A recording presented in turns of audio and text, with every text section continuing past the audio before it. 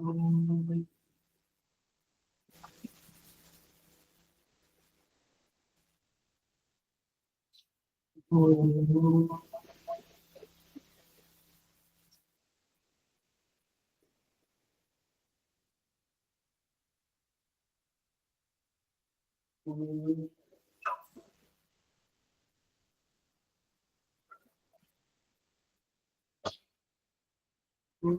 सहना भवतु सहनौ भुनक्तु सह वीर्यं करवावहै तेजस्विनावधीतमस्तु मा विद्विषावहै।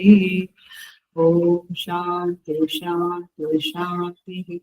समस्त जन कल्याणे निरतं करुणामयं नमामि चिन्मयं देवं सद्गुरुं ब्रह्मविद्वान्।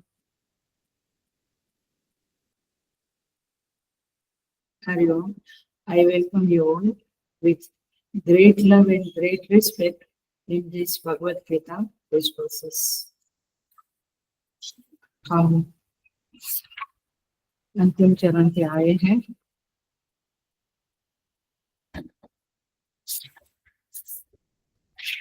श्लोका नंबर 16 to 20 चैट करेंगे। Chapter 12 shloka number 16। अनपेक्ष शुचिर्दक्षः उदासीनो गतव्यथः सर्वारम्भ परित्यागी यो मद्भक्तः स मे प्रियः। यो न हृष्यति न द्वेष्टि न शोचति न काङ्क्षति शुभाशुभ परित्यागी भक्तिमान् स मे प्रियः। समः शत्रौ च मित्रे च तथा मानापमानयोः सुखशीतोष्ण सुखदुःखेषु समः सङ्गविवर्जितः। तुल्यनिन्दास्तुतिर्मौनी सन्तुष्टो येन केनचित् अनिकेतः स्थिरमतिः भक्तिमान् मे प्रियो नरः। ये तु धर्म्यामृतमिदं यथोक्तं पर्युपासते श्रद्धाना मत्परमाः भक्तास्तेतीव मे प्रियाः। ओम तत्सदिति श्रीमद्भगवद्गीतासु उपनिषत्सु ब्रह्मविद्यायां योगशास्त्रे श्रीकृष्णार्जुन संवादे भक्तियोगो नाम द्वादशोऽध्यायः। सो हम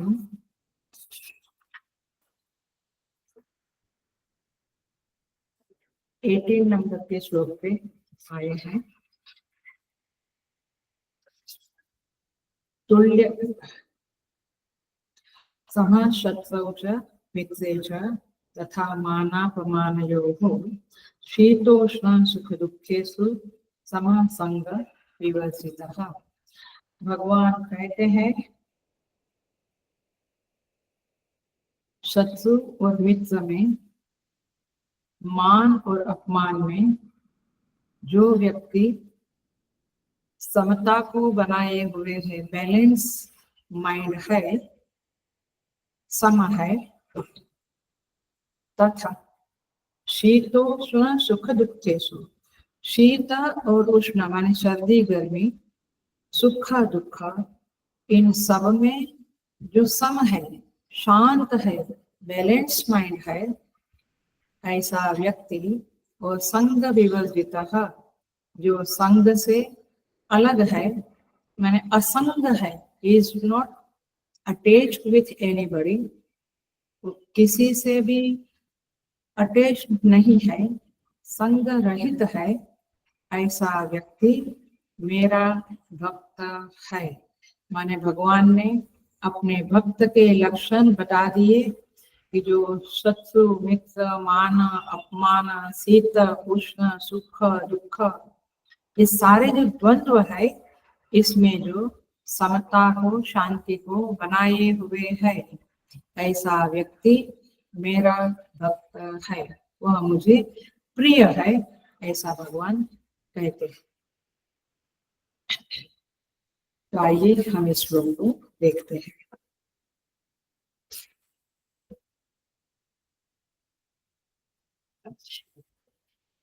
हमने पिछले क्लास में मैंने सोमवार को यह देखा, हम सामान्य लोग जो होते हैं, जो सामान्य साधक भी बोले, वह परिस्थिति से पराधीन रहता है। जैसी परिस्थिति होती है वैसी उसकी मनस्थिति बन जाती है। पिछले क्लास का रेफर कर रही हूँ। माने परिस्थिति अनुकूल है तो सुखी, अहम सुखी मानता है, मैं सुखी हूँ। परिस्थिति अनफेवरेबल है, प्रतिकूल है, तो वह अपने को अहम दुखी, मैं दुखी हूँ ऐसा मानता है। जो चीज मुझे फेवरेबल वहां मैं सुखी, जो चीज मुझे अनफेवरेबल वहां मैं दुखी। ये हम लोगों का अनुभव है, ये सामान्य अनुभव है। इंसान इस तरह से सुख दुख में घूमता रहता है। तो जैसी परिस्थिति वैसी मनस्थिति, जैसी मनस्थिति वैसी मेरी स्थिति। मेरी स्थिति माने मैं सुखी या दुखी। ये हमारे जीवन का गणित है, ये समीकरण है हमारे जीवन में। इसी तरह से सारे के सारे प्राणियों, जीव माने मनुष्य पशु पक्षी, सभी प्राणियों के जीवन में यही नियम लागू पड़ता है। एक कुत्ते को और एक बिल्ली को भी कुछ अनुकूलता है, कुछ प्रतिकूलता है। प्रतिकूलता है तो वो भौंकने लगता है, दुखी हो जाता है। सभी प्राणियों में, मनुष्य में भी और पशु पक्षियों में भी यही सिद्धांत, यही नियम लागू पड़ता है। तो बिना मनस्थिति से मेरी स्थिति क्या हो सकती है, इसके बारे में हम कभी प्रयत्न भी नहीं करते, कभी सोचते भी नहीं है। भगवान कहते हैं कि साधक वह है जो परिस्थिति से मुक्त है। The situation cannot affect a भक्त। जो भक्त होता है, देखिए ना कितने सारे भक्त। नरसिंह मेहता देखिए, उसकी भाभी ने घर से निकाल दिया, बोला अच्छा है। पत्नी गुजर गई, बोला भलो थयो भांगे जंजाल, सुखे भजसु श्री गोपाल। अच्छा हो गया, जंजाल मिट गया, अभी सुख से श्री गोपाल को भजेंगे। ऐसा लोग नहीं कह सकते, सामान्य लोग ऐसा नहीं। भलो थयो भांगी जंजाल, सुखे भजसु श्री गोपाल। ये वचन भक्त के हो सकते हैं, सामान्य इंसान के नहीं। सो तात्पर्य यह है कि परिस्थिति से भक्त का खास कुछ लेना देना नहीं है, क्योंकि वह परिस्थिति निरपेक्ष हो गया है। निरपेक्ष माने instead of bad situation he can keep his mind in balance, that is the point। अपने मन को स्थिर शांत रख सकता है, चाहे जो भी परिस्थिति आए। इसको कहेंगे परिस्थिति निरपेक्ष। और ऐसा व्यक्ति प्रभु में निवास करता है। सामान्य लोग परिस्थिति में निवास करते हैं। समझ में आता है ये बात? परिस्थिति में निवास करते माने परिस्थिति मुझे उत्तर की ओर ले गई तो मैं उत्तर, परिस्थिति दक्षिण की ओर तो दक्षिण। माने परिस्थिति मुझे सुखी दुखी बनाने की क्षमता रखती है। भक्त के संदर्भ में परिस्थिति उसको हिला नहीं सकती है। He is so much engrossed into भगवान, he is so much steady in भगवान स्मरण। भगवान के स्मरण में वो स्थिर हो गया है। परिस्थिति उसको कुछ अफेक्ट नहीं कर सकती है। इस बात को हमने पिछले क्लास में देखा था। अब आज का क्लास देखें। यहाँ पे थोड़ा सा अलग आता है। पिछला एनालिसिस एक था, आज दूसरी तरह का एनालिसिस शुरू होने जा रहा है। सो देखिए, अब कहते हैं भगवान कि वह समय रहता है। वही चीज पिछले क्लास में थी कि वह परिस्थिति निरपेक्ष रहता है। लेकिन अब देखिए, अब यहाँ पे एक बात अच्छी तरह से ये एनालिसिस को समझने की कोशिश करें। हरिओम, शुरू करते हैं। समः शत्रौ च मित्रे च, कोई व्यक्ति मुझे पसंद नहीं है और कोई व्यक्ति मुझे पसंद है। पसंद है तो मित्र है, पसंद नहीं तो मैं उसको इग्नोर करता हूँ, उससे दूर रहता हूँ। राइट, जीवन में हमारा यही चलता है। If I don't like somebody, I avoid to meet him और हर। तो यहाँ पे भगवान कहते हैं कि ले भक्त तो ऐसा है जो शत्रु सामने आवे या मित्र सामने आवे, उसकी स्थिरता बिगड़ती नहीं है, उसके अंदर कोई हलचल नहीं होती है। तो क्या है कि उसको शत्रु दिखता है और मित्र दिखता है कि नहीं? क्या वो पत्थर है, पत्थर जैसा उसका दिल है? नहीं, उसको दिखता है, उसको मालूम पड़ता है कि ये शत्रु है, ये विरोधी है, मुझे मेरे विचारों से मैच नहीं होता है, और वो जानता है कि ये मित्र है, मेरे पास खड़ा है, any situation he is with me. तो मन में यदि इस व्यक्ति की समता है तो फिर उसको शत्रु क्यों बोलते हैं, मित्र क्यों बोलते हैं? फिर तो इंसान बोलो, मनुष्य है, लेकिन वो जानता है कि ये शत्रु है, ये मित्र है। जब बोला जा रहा है कि ये शत्रु है और मित्र है, इसका मतलब है हेलो, अटेंशन से सुन लो। बहुत इंपॉर्टेंट बात है। बहुत गलतफहमी इस चीजों में हमारे साधक के मन में रहती है। ध्यान से सुन लो, समझ लो। एनालिसिस शुरू हो गया है।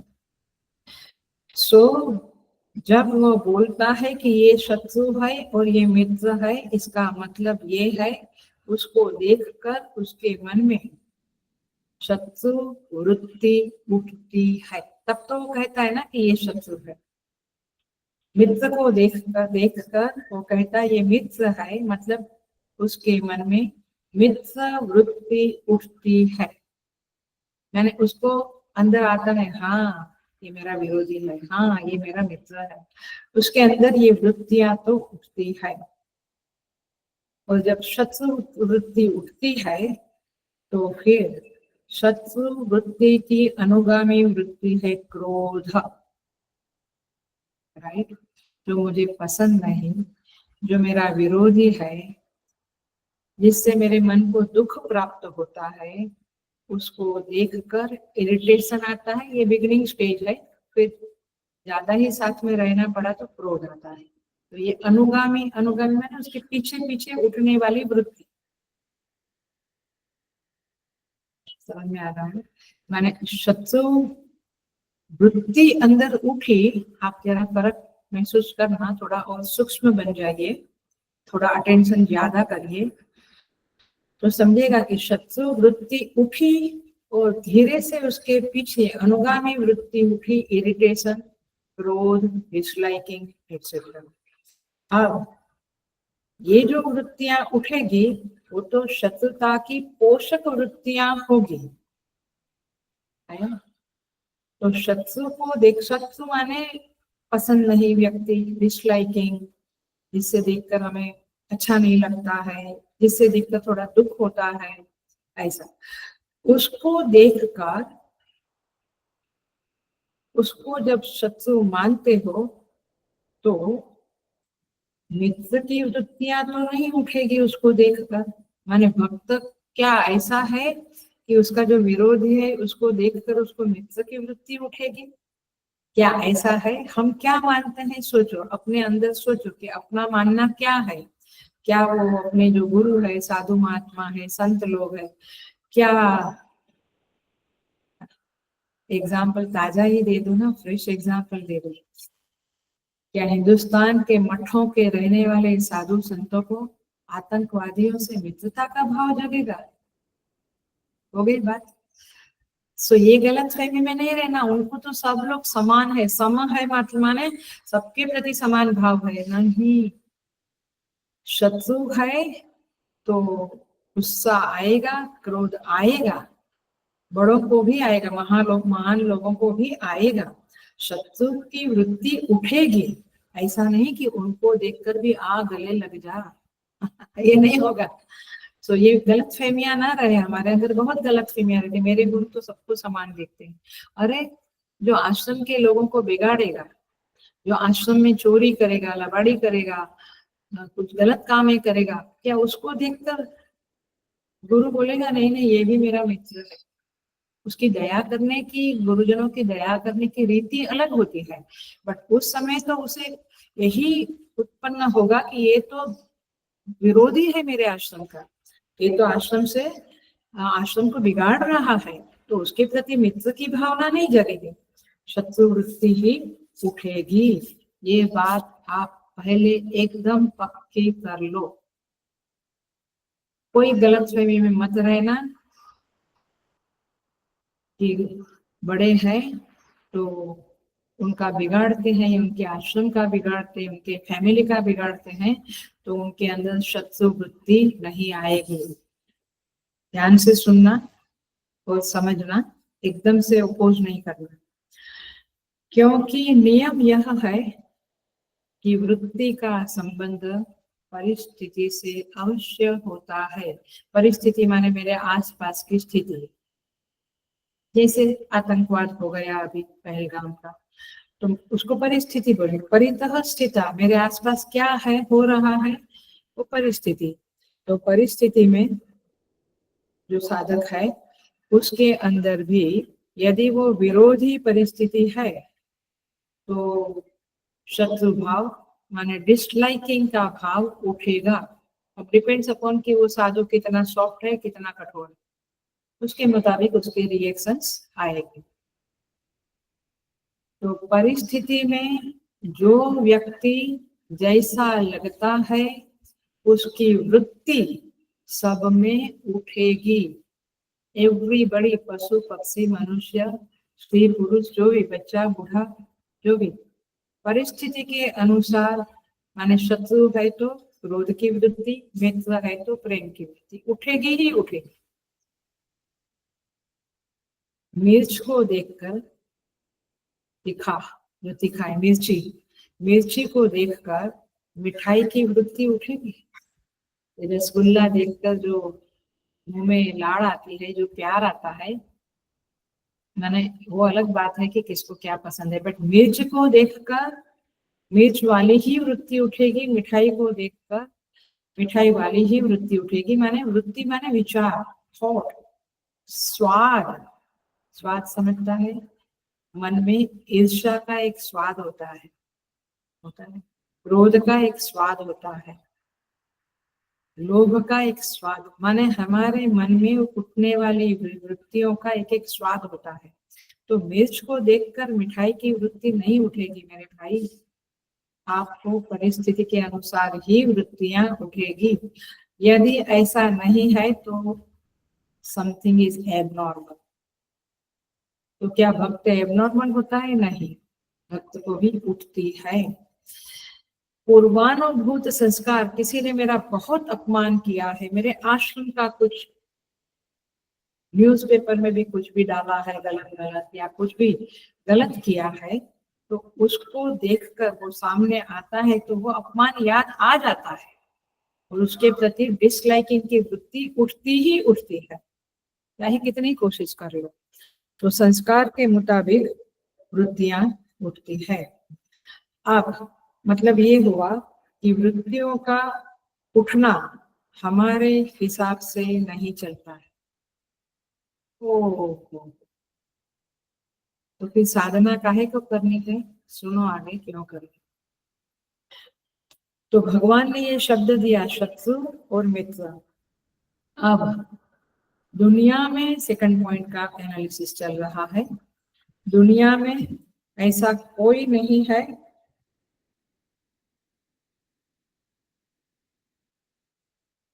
जिसका कोई विरोधी ना हो और कोई मित्र ना हो। सभी लोगों के कोई डिसलाइकिंग होते हैं, माने पसंद नहीं उनसे बात करना, पसंद नहीं वो स्थान में जाना, पसंद नहीं वो बातें वापस करना, माने कुछ ना कुछ डिसलाइकिंग वाला होता है, कुछ ना कुछ लाइकिंग वाला होता है। कोई मित्र होता है, कोई विरोधी होता ही है, कितना भी बड़ा आदमी हो, रमन महर्षि कहो, रामकृष्ण परमहंस कहो, सबके विरोधी होते हैं। माने उनके मन में विरोध भावना नहीं है, बट कोई ना कोई उनका विरोध करता रहता है। तो इस तरह से ऐसा आज तक कोई नहीं जो कहे कि कोई मेरा विरोध नहीं करता है और कोई मेरा मित्र नहीं है। ऐसा नहीं होता है, दुनिया में सब कुछ विरोधी और मित्र होते रहते हैं। तो फिर शरीर धारण किया है तो मित्र होगा जो अनुकूल होगा, जो आपको सुख देगा। शत्रु होगा माने विरोधी होगा, घर में ही होते हैं, जेठानी, देवरानी, ननन, सास, यहीं पे से शुरू होता है। दुनिया की पहलगाम की क्या बात करें, आजू बाजू ही सोसाइटी में भी आप किसी से बात करना पसंद करेंगे, किसी से सो में नहीं। तो ये तो जीव फंसा हुआ है ये सब।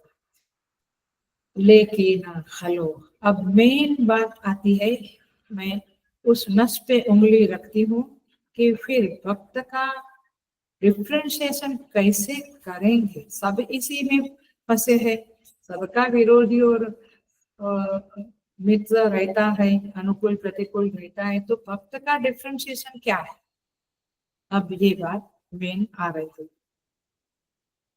तो देखो, तो वृत्ति तो उठती है, भक्त पागल नहीं होता है, मूर्ख नहीं होता है, उसको भी समझता है कि ये मेरा अपोजिट माने विरोधी है, अपोजिट है, और ये मुझे सहाय करने वाला, मेरे आश्रम को अनुकूल करने वाला है। सबको समझता है क्योंकि वो भी अन्न खाता है। लेकिन बात ये है कि जो उठने वाली वृत्ति है उसका प्रभाव उस भक्त के ऊपर नहीं पड़ता है, हमारे ऊपर तुरंत पड़ता है। चाहे बड़े बड़े प्रोफेशनल लोग क्यों ना हो, इंडस्ट्रियलिस्ट हो, सीईओ हो, मंत्री हो, एक्टर हो, म्यूजिशियन, अपने अपने प्रोफेशन में जेलसी आती ही आती है। मेरे से अच्छा गाने वाला, मेरे से अच्छा एक्टिंग करने वाला, मैंने होता ही होता है। देखो, माने मुझे सब कहे कि मैं सबसे बड़ा अथवा मैं श्रेष्ठ संगीतकार हूँ। मैंने एक इंटरव्यू पढ़ा, वहां पे कहती है एक्ट्रेस, वो कहती है, उसको पूछा जाता है कि आपके दिल में कुछ ख्वाब है क्या, क्योंकि अभी उसने सब कुछ अचीव कर लिया है, सब कुछ, name fame money this that, सब कुछ अचीव किया है। तो बोला हाँ, मेरे दिल में एक ख्वाब है। क्या ख्वाब है? इस दुनिया में कोई भी ऐसा ना कहे कि मैं एक्ट्रेस नहीं हूँ, मैं एक्टर नहीं हूँ, माने इनडायरेक्टली मुझे एक्टिंग इतनी अच्छी नहीं आती है, ऐसा कोई ना कहे। समझ में आया? माने everybody wants to be the top. तो जेलसी फैक्टर आएगा, फिर कम है तो लोग फैक्टर आएगा, सब फैक्टर आते रहते हैं। सो ये होना स्वाभाविक है। लेकिन वो जो भक्त है वह उस वृत्ति के द्वारा बहता नहीं है। यहाँ पे तो इमीडिएटली रिएक्शन देते हैं लोग, इमीडिएटली बदला लेते हैं, अथवा इमीडिएटली कुछ बोलना बंद कर देते हैं, चले जाते हैं उठकर, एक्सेट्रा रिएक्शन आती है। लेकिन भक्त जो होता है उसके अंदर मालूम पड़ता है कि ये मेरा विरोधी है, ये मेरे आश्रम को बिगाड़ने वाला है, संत लोगों को भी समझता है। लेकिन उनका जो रिएक्शन देना है वो हमारे सामान्य लोगों के जैसा नहीं होता है। ऐसा नहीं कि उनको कुछ समझता नहीं, उनको सब कुछ अपने से ज्यादा समझता है। लेकिन उनका जो मैं है, अहम है, उसके ऊपर ये मनस्थिति जो उत्पन्न हुई शत्रु मित्र की, शत्रु भाव मित्र भाव, वो उसके ऊपर इफेक्ट नहीं करता है। He is not affected by those वृत्तिस। पिछले क्लास में क्या बोला था, मंडे के क्लास में, द भक्त इज नॉट अफेक्टेड बाय परिस्थिति, सिचुएशन। आज क्या बोल रहे हैं, आज सटलम है, आज क्या बोल रहे हैं, is not affected by मनस्थिति। वो मनस्थिति से मन में शत्रु भाव उठा, मित्र भाव उठा, वो उसके आगे नहीं बढ़ता है, उसके बहकावे में नहीं आ जाता है, क्योंकि शत्रु भाव उठता है तो क्रोध आता है, भक्त को क्रोध नहीं आता है। वो क्यों ऐसा होता है? क्योंकि मेन नस दब रही है, क्योंकि वृत्ति का प्रभाव, उस थॉट्स का प्रभाव उसके मैं के ऊपर नहीं पड़ रहा है, या कहो कि मिनिमम से मिनिमम पड़ रहा है। तो माने उसकी जो स्थिति है वह उसकी जो मेन स्थिति है वह वृत्ति से मिल रही है या वृत्ति से स्वतंत्र रहती है, ये लिटमस टेस्ट हो गई भक्त की। Am I running with my vritti, or I am not affected by my inner state of mind? मेरे अंतःकरण के जो अंदर चल रहा है कारोबार, जेलसी, ईगो, वैर भाव, वो मुझे अफेक्ट कर रहे हैं कि नहीं कर रहे हैं, ये मेन बात है। भक्त वह होता है जिसके अंदर वृत्ति सारूप्य नहीं होता है। मैंने सोमवार के क्लास में, मंडे के क्लास में बताया था वृत्ति सारूप्य, रिमाइंडर दे देती हूँ। पातंजल योग सूत्र में पहला सूत्र है योगश्चित्त वृत्ति निरोधः। योग माने चित्त वृत्तियों को कंट्रोल कर दो, बंद कर दो। तदा दृष्टु स्वरूपे अवस्थानम, सेकंड सूत्र है। तो फिर आप अपने आत्मा में स्थिर हो जाओगे, फिर आप जगत में स्थिर नहीं बनोगे। अभी हम जगत में स्थिर है, किचन में, कुकर में, कुरियर में, मॉल में, इधर उधर कहाँ कहाँ हम स्थिर है।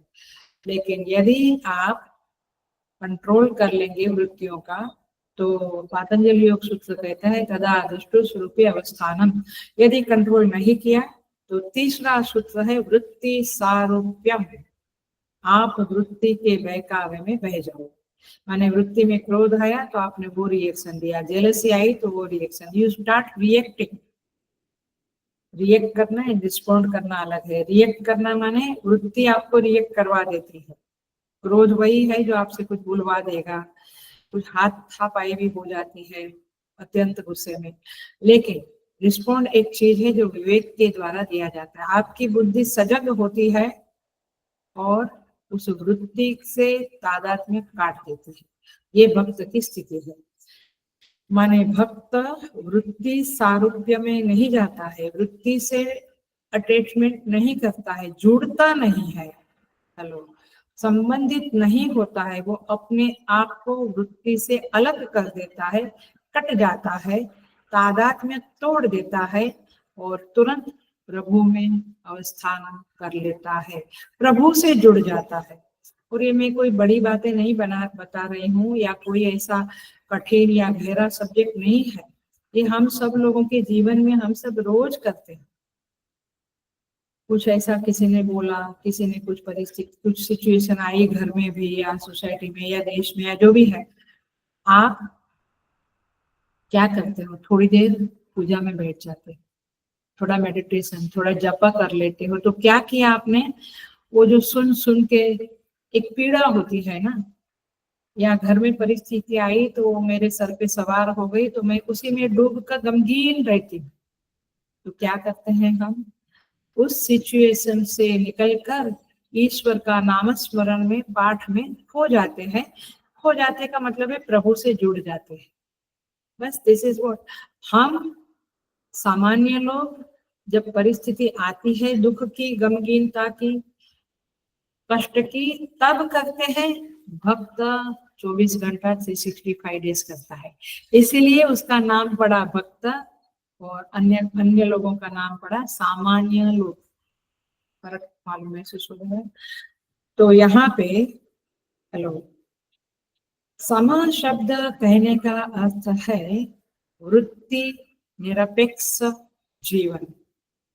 भगवान कहते हैं यहाँ पे तुल्य निंदा स्तुति मौनी समशब्द तथा मानापमानयोः शीतोष्ण सुख दुखेषु समः संग विवर्जितः। सम माने वृत्ति निरपेक्ष जीवन। पहले क्लास में क्या था, यो न रुष्यति न द्वेष्टि में परिस्थिति निरपेक्ष जीवन माने, निरपेक्ष माने वो परिस्थिति के अनुसार इधर उधर हिलता नहीं है। उसको परिस्थिति ने धक्का मारा तो उत्तर में चला गया, धक्का मारा तो दक्षिण में, ऐसा नहीं। ये स्पेस वो अपनी स्थिति में स्थिर रहता है। तो ये पूरे 18 और 19 नंबर के श्लोक का यही भाव है कि साधक जो होता है, ये भक्त जो होता है, वो वृत्तियां उठती है, शमित होती है। देखिए आकाश में प्लेन चलता है, एरोप्लेन, आवाज होती है बहुत, बादलों की भी गड़गड़ाहट होती है, आकाश डिस्टर्ब नहीं होता है, इधर उधर भागता नहीं, चिल्लाता नहीं, कुछ नहीं, वो अपनी स्थिति में मस्त है। वैसे इंसान जो भक्त है वो परमात्मा के साथ इतना जुड़ा हुआ है कि परिस्थितियां और वृत्तियां उसको हिला नहीं सकती है। That is the crux of this shlokas. ये दोनों श्लोक का अर्थ यही है। तो भगवान आगे कहते हैं, अब हम श्लोक को देखते हैं। पहला द्वंद्व क्या था, शत्रु मित्र। अब दूसरा बताते, मान अपमान योहो। मान और अपमान ये अंदर की वृत्ति है, शत्रुता और मित्रता ये बाहर के पदार्थों के साथ ये वृत्तियां उत्पन्न होती है। मान और अपमान अंदर सीधा सीधा अंदर बैठा हुआ माने अंदर बैठ जाता है। तो मान देने वाला और अपमान देने वाला, मान देने वाले से लोग हर्षित होते हैं, खुश होते हैं, उसके प्रति राग हो जाता है। अपमान देने वाले के प्रति लोग नाराज होते हैं, उसे शत्रुता होती है। लेकिन भक्त इन दोनों में सम रहता है, क्योंकि उसको इस दुनिया में न मित्र चाहिए न शत्रु चाहिए। उसको कौन चाहिए, भगवान चाहिए।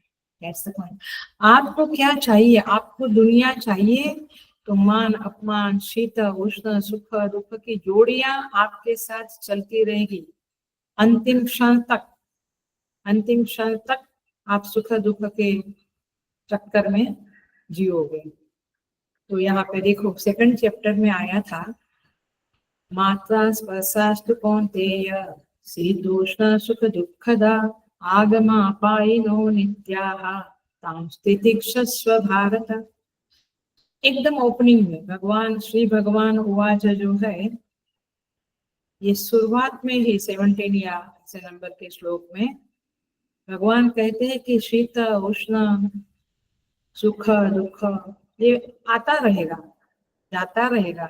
उसमें हे अर्जुन तुम तितिक्षा करो, सहन करने की कैपेसिटी को बढ़ाओ, वो वहां का अर्थ।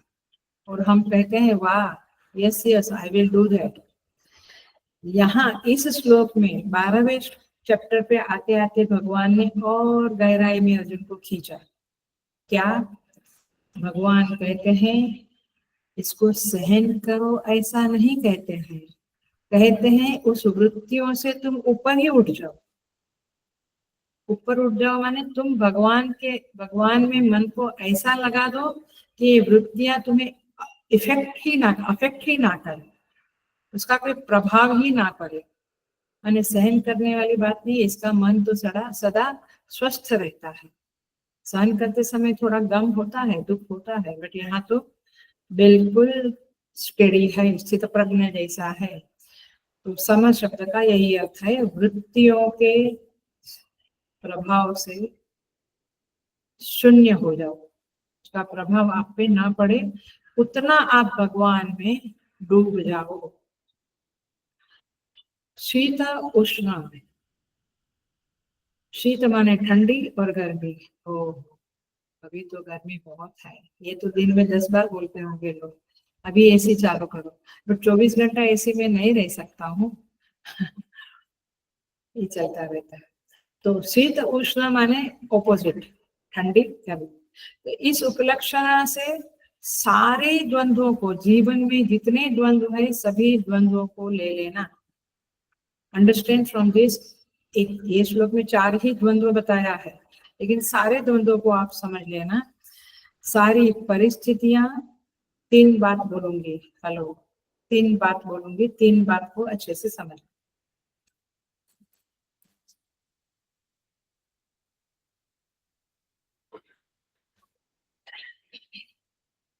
एक है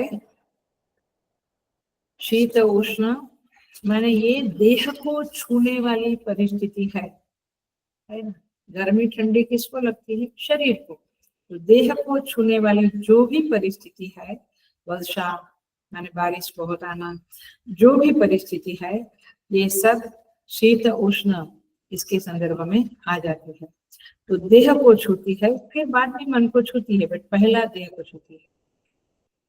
भक्ति की यह महिमा है कि देह की स्थिति से यह भक्त स्वतंत्र है। इसलिए तपोवन जी महाराज जैसे गंगोत्री में और बाद में तपोवन तक पहुंचते थे, गोमुख, गंगोत्री के बाद गोमुख, फिर तपोवन, वहां पर चलते जाते थे, उनके पास कुछ नहीं होता था। तो कितना सारा लेके जाते हैं सामान, कुछ नहीं होता, कुछ भी नहीं। ऐसे बहुत सुंदर बात है। ये तो अभी के तपोवन जी महाराज हमारे परम गुरु है। अभी के संत की बात है कि वे जब जाते थे, भगवान पे इतना भरोसा होता है तब जाके ये होता है। तो वैसे तो गांव में कोई झोपड़ी बुपड़ी होती है तो उधर पहुंचने वाले लोगों को कुछ खाना पीना मिल जाता है, लेकिन कहीं कोई नहीं है तो जो डाकू लोग होते थे वो भी तपोवन जी महाराज को खिलाते थे। बोले महाराज आप खाना नहीं खाया है, खा लो। जिनकी दृष्टि में ईशावास्य में सर्वत्र प्रभु को देखते हैं, उनकी तो ये स्थिति है। तो भक्त की भी यही स्थिति है। जनरली लोगों को क्या लगता है, डाकू तो नहीं होंगे, ये तो नहीं होंगे। अभी तो घाटी में जाने के लिए लोग डरते हैं, बोलेंगे पता नहीं कहाँ छिपे होंगे। लेकिन ये संत महात्मा भक्त होते हैं, उनको कोई डर नहीं होता है, उनको सर्वत्र प्रभु का दर्शन होता है। ऐसे कितने संतों की कहानियां है, माने सच्ची कहानियां है कि उनको ईश्वर ने इस तरह से सहाय किया है। तो चूंकि उनकी देह की स्थिति से वे ऊपर उठे हुए हैं और मन की स्थिति से भी वे ऊपर उठे हुए हैं। दूसरा कोई जाएगा तो बोलेगा उस संत को दिया, मैं भी संत हूँ, मुझे डाकुओं ने नहीं खिलाया, तुरंत कंपैरिजन दिस दैट। लेकिन जो भक्त होता है वो मस्त रहता है अपने भगवान में। तो मान अपमान जो है ये सेकंड मन के स्तर का द्वंद्व है। शीत उष्ण देह के लेवल पे द्वंद्व है, ड्युअलिटी है। मान अपमान मन के स्तर का द्वंद्वात्मक स्थिति है। तो यह भक्त मन की इस स्थिति से भी स्वतंत्र हो गया है, which is more difficult than देह। और उतना ही कठिन बाहर की परिस्थितियों से स्वतंत्र होना है, शत्रु मित्र। तो भगवान कहते हैं ये बाहर की परिस्थिति से, देह की परिस्थिति से, मन की परिस्थिति से ऊपर उठा हुआ है। देह माना बुद्धि कहो या परिस्थिति देह मन कहो, एक ही है। मतलब ये कि ये साधक बहुत ही ऊपर उठा हुआ है। आइए अब हम अंतिम द्वंद्व देखते हैं, सुख दुखेषु। सारी परिस्थितियां आखिर में मन में सुख या दुख को जन्म देती है। सुख दुख का नाम लेकर भगवान संसार के सारे द्वंद्वों को अपनी आंखों के सामने रखते हैं, क्योंकि सारा जगत की रचना ही द्वंद्वात्मक है। प्रश्नोपनिषद पढ़ लेना, आपको सब समझ में आएगा। हमारा हो भी गया है, आप रिकॉर्डिंग भी सुन सकते हो। सारा जगत द्वंद्व से ही भरा है। किसी को सदा सुखी सदा दुखी, सदा मान सदा अपमान नहीं होता, दोनों चीजें थोड़ी थोड़ी मिलती रहती है। तो दुनिया की रचना ही ऐसी है कि यहाँ कोई चीज ऐसी नहीं जिसका विलोम न हो, माने विरोधी न हो। काला है तो गोरा है, शुभ है तो शाम है, दिन है तो रात है, सुख है तो दुख है, अच्छा है तो बुरा है, माने ये संसार द्वंद्वात्मक है। और इसीलिए यह साधक या भक्त जो होता है वह द्वंद्व के पराधीन नहीं रहता है। यहाँ तो ये स्थिति मान मिला तो खुश, अपमान मिला तो नाखुश। भक्त का ऐसा नहीं है, वो परिस्थिति की पराधीनता में भी नहीं रहता है और मनस्थिति की पराधीनता में भी नहीं रहता है। देह मन बुद्धि के जितने द्वंद्व है सबको वो सह लेता है। सबका प्रभाव उसके मन पर very very very very very less, माने बहुत कम पड़ता है, नहीं के बराबर पड़ता है। और सिद्ध पुरुष जो होता है आत्मज्ञानी, उसके ऊपर तो बिल्कुल प्रभाव नहीं पड़ता है। तो भगवान कहता है मेरा भक्त इस परिस्थिति की और वृत्ति की पराधीनता से मुक्त है। यही इस श्लोक का तात्पर्य है। संग विवर्जित, और एक शब्द दिया भगवान ने 4 द्वंद्व का नाम लेकर, ये संग विवर्जित।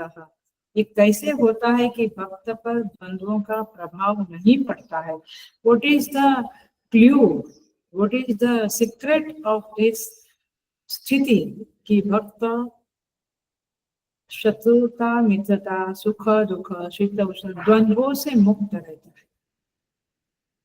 तो भगवान कहते हैं वह संग विवर्जित कहता है। हमारे मन में क्या आएगा? संग विवर्जित। सेकंड चैप्टर में ये शब्द भी आया है जहाँ भगवान कहते हैं ध्यायतो विषयान् पुंसः संगस्तेषुपजायते संगात् संजायते कामः कामात् क्रोधो विजायते। भगवान कहते हैं ध्यायतो माने संग जब होता है तो उससे कामनाएं उठती है, फिर कामना पूरी न होने से क्रोध उठता है और अंत में प्रणश्यति कामात् क्रोधो विजायते क्रोधात् भवति सम्मोहः सम्मोहात् स्मृति विभ्रमः स्मृति भ्रंशात् बुद्धिनाशः बुद्धिनाशात् प्रणश्यति। इसलिए आप लोग क्या करते हैं, अपने बच्चों का दोस्ती किसके साथ है, किसका संग कर रहा है, मोबाइल में क्या देख रहा है, टीवी में क्या चैनल, आप लोग थोड़ा ध्यान रखते हैं? ध्यान रखते हैं तो अच्छे पेरेंट्स है, बुद्धिमान पेरेंट्स है। ध्यान नहीं रखते हैं तो कुछ शब्द नहीं है हमारे पास। मैंने ध्यान रखना चाहिए संग कैसा है, ये हमेशा ध्यान रखना चाहिए। बट वहां पे वो बाहर के संग की बात थी, यहाँ पे फिर से गहरा बन गया है। क्या कहते हैं? वृत्ति का संग ही छोड़ दिया।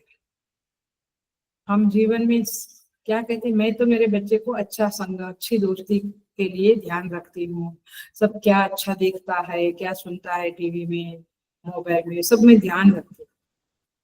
वो एक बाहर का संग है। लेकिन ये भक्त यह है जिसने वृत्ति का संग ही छोड़ दिया है। द्वंद्व राहित्य की व्याख्या यही है कि वह किसी भी वृत्ति से प्रभावित नहीं होता है। न काम, न क्रोध, न लोभ, न दया, न किसी वृत्ति उसको अपना प्रभाव दिखा नहीं सकती है। वो किसी के बहकावे में नहीं आता है। वृत्ति सारूप्य होता नहीं है क्योंकि वह योगस्थित वृत्ति निरोध वाला है। परमात्मा में अपने मन को उसने ठोक दिया है, पूरा काट दिया है। अब उसको किसी वृत्ति का संग हो नहीं सकता है।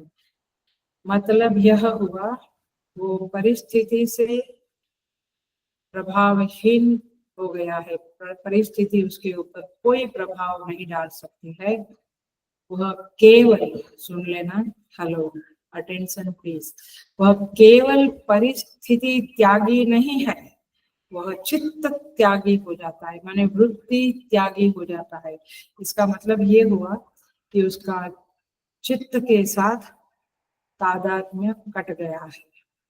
अब तो ये वैसे इजी है, हम लोग भी करते हैं। कोई बात बार बार याद आती है जो दुख देती है तो हम अपना माइंड को डाइवर्ट कर लेते हैं और कुछ और जहाँ इंटरेस्ट है उस चीज में मन लगा देते हैं, तो वहां से तादात्म्य टूट जाता है। तो तादात्म्य तोड़ना तो हमको आता है, ऐसा नहीं है कि नहीं आता, लेकिन यह भक्त जो है वो सारे तादात्म्य को तोड़ देता है। वो केवल अपने मन को भगवान में लगा देता है। क्लासिक एग्जाम्पल कहने जा रही हूँ, सुनना। हमारे तुलसी बाबा का एग्जाम्पल है। तुलसीदास जी महाराज एक बार बड़े संत के पास गए, वैसे तो वे ही बड़े संत है, बट गए और उन्होंने कहा कि ये मन को, माने स्वयं को वृत्ति निरपेक्ष बनाने का कीमिया क्या है, ट्रिक, युक्ति क्या है। संत ने कहा, अपने मन को विषय से निकाल दो। क्या बोला मैंने? अपने मन को विषय से निकाल दो। हो सकता है मन इस विषय से उब गया तो उधर गया, उधर से उब गया तो उधर गया। विषय से निकालना बड़ी डिफिकल्ट बात है। कैसे? क्योंकि विषय हमको कुछ देर तक आनंद देते हैं, बाद में हर विषय परेशान करता है, मैंने अपने को कष्ट देता है, उब जाते हैं, उससे हट जाने का मन होता है। आप लोग घर में भी 7-6 दिन खाते हैं तो संडे बोलते हैं चलो होटल में, या आज ये सब्जी खाई तो बोले नहीं कल वही का वही नहीं खाए। तो हम विषयों से उबते रहते हैं। अभी ये मॉल में गए, नहीं अभी दूसरा मॉल में, अब ये कलर पहना, हमने दूसरा कलर। उबते हैं भाई, आप उबते हैं। You are getting tired of the objects which you experience for some time, then उब जाते हैं। ज्यादा नहीं बोलती हूँ, बट आप सारी बातों के संदर्भ में सोच लेना। तो तुलसीदास जी कहते हैं विनय पत्रिका में, कहते हैं कि ये विषय से मिलकर जब मेरा मन विषय के साथ डूबा रहता है तो बाद में मुझे बहुत परेशान करता है, तकलीफ देता है, और मुझसे अलग अलग कर्म करवाकर अनेक योनियों में घुमाता रहता है। यही बात चतुश्लोकी भागवत में भी आती है, आप पढ़ लेना उधर। तो गोस्वामी जी कहते हैं विषय बारी मन मीना। विषय बारी माने विषय को समझ लो कि पानी है, नदी है या समुद्र सरोवर है या पानी है। विषय बारी, बारी माने पानी। मन मीना, और मन क्या है? मछली है। अब देखो एग्जाम्पल देते हैं, मन मछली है और विषय पानी है। मछली कभी पानी के बिना रहती है? ऐसे मन कभी विषय के बिना नहीं रहता है, भिन्न नहीं होता। गोस्वामी जी भगवान से कहते हैं कि ये भिन्न होता है, अलग अलग होते ही नहीं है।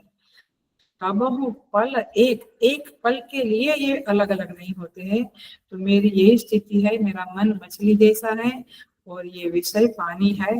मन बार बार विषय के अंदर ही घूमता रहता है, मैं कैसे अलग करूं? जैसे मछली पानी बिना नहीं रहती, मन विषय के बिना नहीं रहता है। वो स्वामी जी क्या कहते हैं देखो, और हमारी थिंकिंग क्या है देखो। मैं कहती हूँ ना, मेरे साथ कोई रहता था, वो कहता था रोज खा खा के कंटाल गया हूँ। मुझे ये वाक्य बहुत याद आता है, क्योंकि मैं भी सोचती हूँ कि रोज एक एक का, माने क्यों हमारे अंदर वैराग्य नहीं आता है? एक चीज से उब जाते हैं तो दूसरी चीज की ओर डाइवर्ट होते हैं, वहां से उठते हैं तो तीसरी की ओर डाइवर्ट होते रहते हैं, दिशा बदलते हैं, बट हम विषयों से वैराग्य प्राप्त नहीं करते हैं। ये हमें खुद को, साधक को, भक्त को सोचना है। तो गोस्वामी जी कहते हैं ताते सहो विपत्ति अति दारुण जन्मत जोनि अनेक। वो विपत्तियां, ये विषय के मार को सहते सहते सहते सहते मैं अनेक योनियों में घूमता हूँ, बट मुझे वैराग्य नहीं आता। तो भक्त वह है जिसको वैराग्य है संसार से, संसार के वस्तुओं के प्रति उसका कोई खिंचाव नहीं है, वो डिटेच होकर रहता है। और इसीलिए क्योंकि वो समझता है कि मन और विषय ये दोनों जब मिलते हैं थोड़ी क्षण सुख देते हैं, बाद में खुजली करने से जो सुख मिलता है ना, वैसा संसार का सुख है, ऐसा संत लोग कहते हैं। तो दुख ही देते हैं। और इसलिए हे भगवान, मैं आपसे प्रार्थना करता हूँ। क्या प्रार्थना करते हैं गोस्वामी तुलसीदास जी महाराज? बहुत सुंदर है, क्योंकि यही उपाय है। वे कहते हैं कृपा डोरी बनसी पद अंकुश परम प्रेम मृदु चारु। आपकी कृपा की डोरी में, आप भगवान के चरणों में वो अंकुश, कमल, शंख इत्यादि होते हैं चिन्ह। तो कहते हैं कि आपका जो अंकुश के चिन्ह है ना चरणों में, वो जो चरण, आपके चरण जो है जिसमें अंकुश वगैरह चिन्ह है, उस चरण के साथ आपकी कृपा की डोरी को बांध दो। मैंने आपकी कृपा से मुझे उस चरण के साथ बांध दो और मुझे परम प्रेम मृदु चारो, जैसे पशु को चारा डालते हैं ना, घास डालते हैं ना, ऐसे थोड़ा थोड़ा प्रेम मुझे जीवन में बताते रहना। माने बहुत गरीब, बहुत कष्ट की परिस्थिति नहीं देना, बीच में थोड़ा थोड़ा आपका प्यार मुझे जताते रहना ताकि मैं छूट न जाऊं। तो इस तरह से मन रूपी मछली को उस प्रेम रूपी जल में, उस चारा में बना के रखो, फंसा के रखो और मेरे कृपा की डोरी से मुझे बांध लो। बस यही मैं आपसे मांगता हूँ, क्योंकि उस समय ही, तब ही मेरा मन इधर उधर दौड़ना बंद करेगा। नहीं तो जिंदगी भर मन इधर उधर दौड़ता रहता है। और गोस्वामी जी कहते हैं ए विधि बेधि हरहु मेरो दुख कौतुक राम तिहारो। आप इस तरह से अपने प्यार से मुझे बेध डालो। जो प्यार होता है ना, तो कहते हैं ना, उसकी आंखों ने मुझे बेध डाला, अब मैं उसके बिना रह नहीं सकता। ऐसे मैं, हे प्रभु, आपके बिना रहूं नहीं, रह ना सकूं, ऐसी मेरी स्थिति को बना दो। तो फिर मैं संसार के विषयों रूपी जल में क्यों जाऊंगा, मैं क्यों उधर जाऊंगा। मैं वो चारा, संसार का चारा समझता है ना, संसार का चारा नहीं। थोड़ा संसार हमको कुछ कपड़े का सुख, कुछ खाने का सुख, कुछ शब्द स्पर्श रूप रस का सुख देता रहता है, हम उधर भागते हैं। बट भगवान मुझे आपके प्रेम का चारा डाल दो, फिर मैं कहीं नहीं दौड़ूंगा। ये है भक्त का प्रभु में निवास। भक्त इस तरह से प्रभु में निवास करता है और प्रभु से अपने मन को जोड़ देता है, और तभी जाके तभी जाके वह परिस्थिति से और वृत्ति से निरपेक्ष हो जाता है, ऊपर उठ जाता है, स्वाधीन हो जाता है। वह अब जगत के पराधीन नहीं रहता है, उसका चित्त से तादात्म्य कट जाता है। तो भगवान ने उसकी चित्त को अपनी ओर खींच लिया है। तो इस तरह से चित्त से तादात्म्य कट गया तो वृत्तियों से संग होने का प्रश्न नहीं उठता है। अब ये भक्त द्वंद्व से अतीत हो गया है, अब वो भगवत निवासी हो गया है। निवसिष्यसि मय्येव अतः ऊर्ध्वं न संशयः। भगवान कहते हैं वो मुझ में अब निवास करने लगा है, वो परिस्थिति में और वृत्तियों में निवास नहीं करता है। यहाँ क्या हल है? द्वंद्वों में निवास करते, सुख दुख, ठंडी गर्मी, शीत उष्ण, मान अपमान, बस यहीं पे अपना निवास होता है। भगवान कहते हैं आप ऊपर उठ जाओ, देखो आप तटस्थ बन जाओ, आप निरपेक्ष बन जाओ। भरत जी महाराज को देखो, राम के भाई, इतना कुछ राज्य मिला, नहीं दिया। जंगल में जाकर, गांव के बाहर, अयोध्या से बाहर जाकर पादुका रख के राज्य चला। माने एक बात और कह देती हूँ, जब हम साधक है ना, सिंपल साधक, तब क्या लागू पड़ता है? तब हम क्या साधना करते हैं? सुख आया, दुख आया, हम कहते हैं देखो शास्त्रों में लिखा है सुखस्य दुःखस्य न कोऽपि दाता परो ददाति इति, परो ददाति इति, माने दूसरा कोई मुझे सुख दुख दे रहा है, ये गलत बात है। इति कुबुद्धि रेसा, ये कुबुद्धि है। सच बात तो ये है, मेरे कर्म का ही फल है। उस उतना करके हम संतुष्ट हो जाते हैं। लेकिन यहाँ किसकी बात चल रही है? 12वें अध्याय तक आते आते तुम सुख भी हो, दुख भी हो, तुम वृत्ति से ही हट जाओ। ये सब मन को समाधान मत करो। परो ददाति माने कोई मुझे देता है, ऐसा मुझे नहीं सोचना है। साधारण लोग तो यही सोचता है कि इसके कारण मुझे दुख मिला, इसके कारण मुझे सुख मिला। साधक क्या सोचता है? मेरे कर्म का फल है। अथवा थोड़ा ऊंचा साधक है तो कहेगा प्रभु की ओर से आया है, प्रसाद के रूप में स्वीकार कर।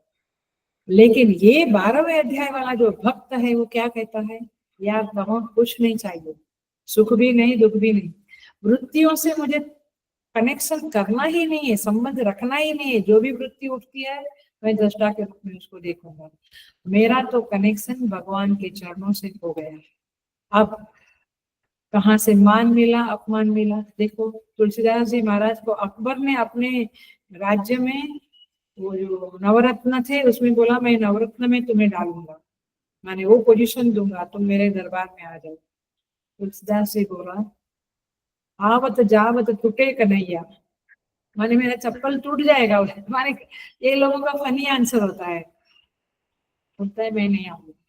तो तात्पर्य ये है कि ये साधु ये संत लोग ऊपर उठे हुए हैं, वृत्तियों से भी ऊपर उठे हुए हैं, और इसीलिए उनको कोई फर्क नहीं पड़ता है। सो यहाँ पे कहते हैं इस तरह से संग विवर्जित, हम 19 नंबर के श्लोक में प्रवेश तो कर ही डालते हैं, जहाँ पे कहते हैं तुल्य निंदा स्तुति मुनि, निंदा और स्तुति को तुल्य समान समझता है। अगेन ये भी एक द्वंद्व है, इसमें वह सम रहता है।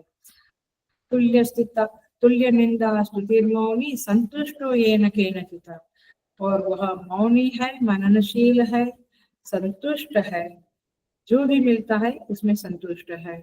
अनिकेत स्थिरमति ही, अनिकेत है, अनिकेत शब्द को हम समझेंगे, स्थिरमति ही उसकी बुद्धि स्थिर हो गई है। क्या मेरा फेवरेट है, कबीर महाराज कहते हैं सोवत जागत पड़े उताने, सोवत मेरा बहुत फेवरेट है, ये स्थिति को पाना है हम।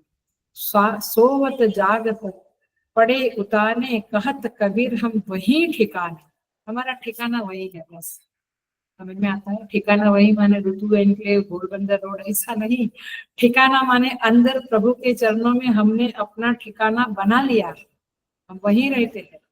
सोवत जागत, सोते समय भी सपने में भी वही वही उताने, कहते हैं कहत कबीर हम वही ठिकाना, ठिकाना हमारा वही है। तो स्थिर मति, उनकी बुद्धि स्थिर हो गई है। भक्तिमान भक्तिमान में प्रियो न रहा, ऐसा भक्तिमान नर मुझे प्रिय है। भक्ति का डिस्कशन तो हम फ्राइडे को करेंगे, ये फ्राइडे ताकि ये वीक में खत्म हो जाए, हम अगले वीक तक एक्सटेंड नहीं करना चाहेंगे। ये फ्राइडे के दिन ये भक्ति शब्द और 20 नंबर का लोग देखेंगे या 19 पेज पर जाएंगे, बट खत्म माने ये चैप्टर को कंक्लूड करेंगे। तो तुल्य निंदा स्तुति मौन, सेम बात है। वह निंदा कोई करे, क्या कहते हैं कबीर महाराज जी कहते हैं, या सत आई थिंक तुकाराम महाराज ये लोग कहते हैं निंदक को घर नियरारो, माने निंदक का घर तो नजदीक पड़ोसी होना चाहिए, नियर होना चाहिए, माने जो हमारी निंदा करता है वो तो बहुत पास में रहना चाहिए, क्योंकि वो निंदा करेगा तो हम सुधरेंगे, है ना। बट वो एक अलग बात है, एक लेवल की बात है। अगेन 12वां अध्याय का भक्त कहता है चाहे निंदा करो चाहे स्तुति करो, आई डोंट केयर, वो अभिमान वाला नहीं है। बट चूंकि वह उस निंदा और स्तुति से ऊपर उठा है, सामान्य व्यक्ति स्तुति किया तो फूल जाता है ना, उसको चापलूस लोग आजू बाजू बहुत चाहिए ऐसे लोगों को, और निंदा करने वाले को वो कड़ी सजा देता है। बट भक्त क्या है, न स्तुति की परवाह करता न निंदा की परवाह करता है। तो देखो भगवान राम जी के जीवन में क्या आया, जब अयोध्या वापस आए तो सीता मैया की निंदा होने लगी, और श्री कृष्ण को शिशुपाल ने कितनी गालियां दी। तो जब बड़ों को कोई छोड़ते नहीं है तो हमारी क्या औकात। तो ये मत सोचो कि कोई मेरी निंदा नहीं करेगा, कोई मेरी स्तुति नहीं करेगा, ये सब चलता रहता है। You don't bother for that, इधर आप सेवा में इतने डूब जाओ या आप भगवान की भक्ति में इतने डूब जाओ कि आपको ये चीजें इफेक्ट नहीं करेगी। तो ये 17 नंबर 18 नंबर और 19 नंबर का श्लोकों में भगवान एक ही बात करते हैं कि साधक, भक्त, परिस्थिति और मनस्थिति निरपेक्ष है। इसलिए भगवान कहते हैं कि वो फिर क्या है, वो परिस्थिति में नहीं रहता, वृत्तियों में नहीं बहता। सो मद्भावम सो अधिगच्छति, वो तो मेरे भाव में रहता है, मेरी मेरी मेरे स्मरण में, मेरी स्तुति में, मेरी पूजा में, मेरे जप में वो रहता है। वो वृत्ति भाव में नहीं रहता है, वो मेरे भाव में रहता। भाव समझते हैं, यानी मुझ में ही मन को जोड़े रहता है। संत कहते हैं क्लासिक है, क्लासिक। संत कहते हैं ये संसार कुश और कांकर, कुश माने समझते हैं ना, ये गणपति को हम चढ़ाते हैं घास, यह संसार कुश और कंकड़। हम कहते हैं ये संसार मक्खन है। यह संसार कुश और कंकड़, उलझी उलझी मर जाना है। इसमें हम उलझते उलझते चलते चलते मर जाना है। मैंने गुलाब के पंखुड़ियों का बिछाया हुआ यह संसार नहीं है। वो बड़ों बड़ों को भी किसी समय में देखते हैं, हम कभी पढ़ते हैं किसी बड़ों की बायोग्राफीज या कोई सेलिब्रिटीज या बड़ों का कुछ एनेक्डोट पढ़ते हैं, कुछ 5 मिनट का वीडियो देखते हैं तो समझता है कि, कुछ इंस्पिरेशनल टॉक देखते हैं उनके जीवन का तो समझता है कि वो एक समय में उनको गुलाब की पंखुड़ियों पे के ऊपर, रेड कार्पेट बोलते हैं, उसके ऊपर चलना होता है, लेकिन किस दिन उनकी भी निंदा हो जाती है। जरूरी नहीं कि उस पे चलाए तो जिंदगी भर वही मिलेगा उसको, सबका ये होता है। इसीलिए संत जो कहते हैं वो बड़ी बड़ी अनुभव की बात करते हैं कि ये संसार कुश और कांकड़, उलझी उलझी मर जाना है। माने कहते हैं कि यहाँ पे तो कहीं इतना सुख नहीं है, ये कंकड़ पे चलना है, चलो वही देशवा। कहते हैं अपने देश में चलो, अपना देश माने भगवान का घर, वहीं पे आपको सुख शांति और विश्राम मिलेगा। तो इस तरह से संतों का कहना है और साधक इस तरह से ऊपर उठा हुआ है। अब भगवान कहते हैं मौनी, तुल्य निंदा स्तुतिर मौनी, वो मौन में रहता है। वो बहुत बड़ी बात है। हम अपने अंदर सोचे, बार बार एक की एक बात आती है, बट ये रिपीटेशन इज नीडेड, क्योंकि हमारे अंदर घुसता नहीं है। दिन में और अपने हृदय पे हाथ रख के सोचना, अंदर भगवान बैठा है ऐसा रख के सोचना,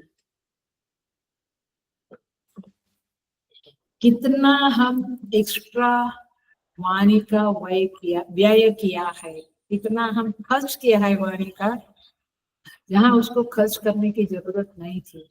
ये सोचेंगे तो पता लगेगा कि हर एक बात में 2-4 वाक्य ज्यादा ही बोलते थे या रिपीट ही करते थे।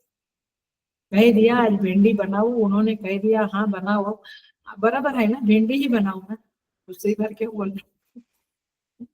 ये चीजें बातों बातों में, मीटिंगों में, बातों बातों में डबल ट्रिपल बार एक की एक बात बोल के हम वाणी का व्यय करते हैं। मतलब मौनी का अर्थ ये है संयत वाक। क्लासिक आंसर, क्लासिक व्याख्या भगवान शंकराचार्य जी ने की है। ऐसा नहीं कि भक्त है तो मौन रहता, आप कुछ इतना कुछ भी पूछो वो चुप रहता, ऐसा नहीं। संयत वाक का अर्थ होता है, देखो ये ध्यान से सुन लो ना, संयत वाक माने ऐसी वाणी बोलिए मन का आपा खोल, औरन को शीतल करे आप ही शीतल हो। ये हमारे संतों ने कहा है, इतना ही बोलिए जिससे सामने वाले का मन शीतल रहे, ज्यादा मत बोलिए। कई बार हमको लगता है कि हम उसको ज्यादा बोल के कन्विंस करें, इंजेक्ट करें मेरी बात को, बट कभी कभी वो बहुत इरिटेट हो जाते हैं लोग, अब ज्यादा बोल। ये सब हर घर में देखा जाता है, कहा जाता है चुप रहो ना अभी। सो औरन को शीतल करे आप ही शीतल होए, दूसरे को भी शीतल करे, आप भी शीतल शांत रहे। इसका शास्त्रीय पद्धति में अनुवाद है, आप सत्य बोले, प्रिय बोले, सत्यम प्रियम हितम, किसी को हितकारक है ऐसा बोले। बहुत बार हमारी जो निम्न वृत्तियां होती है, हल्की वृत्तियां होती है, उसको लेकर व्यक्ति सामने वाले को चिट करता है, कपट करता है, छल करता है। भगवान बोलते हैं दूसरों का हित होवे उतना ही और ऐसा ही हो। व्हाट अ क्लासिक उपदेश है। लेकिन बोलने में बहुत बार कुछ अलग भाव होते हैं। तो सत्यम प्रियम हितम सारम सुष्ठु मितम मधुर। सार सार एसेंस की बात करो। सुष्ठु माने अच्छी बातें करो, नेगेटिव बातें ना करो। मितम मधुर, मितम माने परिमाण, माप कर, तौल कर बोलो। और मधुर, मधु माने मीठा बोलो, सामने वाले को बहुत अच्छा लगे वैसा बोलो। तो इस तरह से यहाँ पे कहते हैं मौनी। ये भक्त कैसा होता है, ऐसा मौनी होता है। दो क्वालिटीज बताई, सत्यम प्रियम हितम सारम शुष्क मितम मधु। और दूसरी क्वालिटी बताई आप ही शीतल होए, औरन को शीतल करे आप ही शीतल होए। ऐसा ही बोलो जो दूसरे को इरिटेट ना करे। और एक और ले लेते हैं, संतुष्टो येन केनचित्। वह व्यक्ति परिस्थिति में संतुष्ट रहता है। वह किसी से मांगता नहीं, प्रभु से भी नहीं मांगता है। थोड़ा टाइम पहले ये शब्द आया था, इसलिए इसको ज्यादा नहीं लंबाएंगे। लेकिन वह ऐसा नहीं है कि एक चीज से संतुष्ट होता है दूसरे से नहीं। वो सदा हर चीज में, हर व्यक्ति के साथ, हर परिस्थिति के साथ, हर वस्तु के साथ संतुष्ट होता है। हम कभी कभी वस्तु से संतुष्ट होते हैं, व्यक्ति से नहीं। कभी व्यक्ति से संतुष्ट है, वस्तु से नहीं। ये परिस्थिति में, वस्तु में, व्यक्ति में, हर जगह शांत संतुष्ट है। ऐसे लोग देखे हैं नहीं। और ऐसे लोग ऐसे नहीं है कि नेम एंड फेम वाले नहीं है। वे बड़े प्रतिष्ठित लोग होते हैं, बहुत सारी सेवाएं करते हैं, लेकिन सदा संतुष्टता, संतोष उनके चेहरे पे झलकता है। देखिए, उसकी एक कहानी बोलकर हम पूरा करेंगे। महाभारत के शांति पर्व में आता है, इसलिए महाभारत पढ़ना चाहिए। लोग कहते हैं पढ़ेंगे तो झगड़ा होगा। झगड़ा नहीं होगा, आपको बहुत कुछ उपदेश मिलेगा, जीवन बढ़िया बन जाएगा। महाभारत के शांति पर्व में कहते हैं एक ब्राह्मण देवता थे, बहुत गरीबी थी, बहुत गरीबी थी। तो गायत्री माता का, गायत्री देवी का जप करना शुरू किया उन्होंने। मन में रखा था कि मैं कुछ धन मांगूंगा, कुछ ऐसा कुछ मांगूंगा। कुछ लाख जन हो गए, अनुष्ठान हो गया, तो देवी माता गायत्री देवी प्रकट हुई। और प्रकट हुई तो नेचुरली उसने कहा कि हे ब्राह्मण देव, कुछ मांगो। इतना जप करने के बाद उसका मन की स्थिति ये हो गई थी कि उसने मांगा, हे माता, हे देवी, आप प्रसन्न हो तो मुझे और कुछ नहीं चाहिए। मेरे जप अंतिम क्षण तक सतत चालू रहे, यही मैं मांगता। हम तो तुरंत भगवान वीजा मिल जावे, एडमिशन मिल जावे, पार्टनर अच्छा मिल जावे मेरे बेटे को, यही चलता रहता है। लेकिन इसमें क्या मांगा ब्राह्मण देव ने, मेरा अनुष्ठान सदा चलता रहे। ये अधिकार कहाँ से आया? ये अधिकार जप करने से ही ये अधिकार आया कि ऐसा मांगे। और जब ऐसा मांगते हैं ना, तो देवी देवता हमें गरीब नहीं रखते हैं। वे हमें धन भी दे देते हैं और जप का आशीर्वाद भी दे देते हैं। देखो, मांगने में भी चतुराई बुद्धि चाहिए। तो इस तरह से मतलब यही हुआ, आप समझ रहे हैं, मतलब यही हुआ कि मैं स्वाधीन सुख का मालिक बनूं, मैं पराधीन ना रहूं। यही है, यही परिस्थिति निरपेक्ष रहूं, यही मांगना हो गया। तो इस तरह से भगवान कहते हैं कि आप संतुष्ट रहो और देखो प्रभु आपको कितना देता है। अच्छा भक्त, सच्चा भक्त तो यही कहता है कि मेरी औकात से ज्यादा ही मुझे मिला। ये भावना, ये वृत्ति हमारे अंदर डेवलप होगी तो प्रभु आपका योगक्षेम वहन करने को मजबूर हो जाएंगे। वे आपका योगक्षेम वहन करेंगे, ये विश्वास रखें। आगे का जो है, संतुष्टो येन केनचित् अनिकेत स्थिरमतिः भक्तिमान में प्रियो नरः, ये सेकंड लाइन। और 20 नंबर का श्लोक फ्राइडे के दिन, शुक्रवार के दिन देखेंगे, क्लास करेंगे। ओम पूर्णमदः पूर्णमिदं पूर्णात् पूर्णमुदच्यते पूर्णस्य पूर्णमादाय पूर्णमेवावशिष्यते। ओम शांति शांति शांति। हरि ओम। श्री गुरुभ्यो नमः। Hari. Happy Akshaya Tritiya to everybody. भगवान आपके घर में लक्ष्मी सती सदैव रहे। ये अक्षय तृतीया का यही देवता है और सुख शांति रहे, यही प्रार्थना करती हूँ। भक्ति बढ़े, यही प्रार्थना। हरि।